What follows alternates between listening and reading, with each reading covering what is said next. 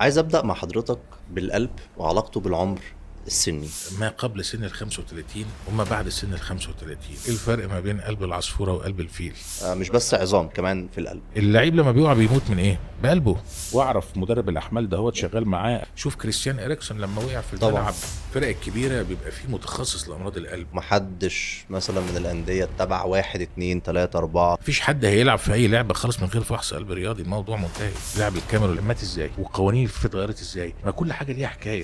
مفيش حاجه اسمها ان لما وقع لعيب يقع في قلب الملعب المدير الطبي ما يخشش ويستنى اذن الحكم يخش يقطع الملعب. ما بقاش في حاجه اسمها تاخد اسبرين اصل وقايه والكلام ده كله. فهي بتقولي قالت لي طب بص، هو جوز اختي كان مركب دعامه وقال لي خد الادويه ديت وراح مديني الادويه دي. طالما الدواء انت ما لقيتوش على الرفوف اللي هناك دي. هل ممكن فكرة لا، الصيدلية تتقفل على فكرة إن لازم يكون بدكتور؟ هو ايه اصعب احتمال؟ ان قلب العين ده يقف. أنا كمدير فني ما أقدرش أخلي لاعب يلعب لمدة زمنية أكتر من المدة الزمنية. صلاح اتعالج طبيا بس اتعالج نفسيا، لان احنا فاصلين العلم عن الرياضه.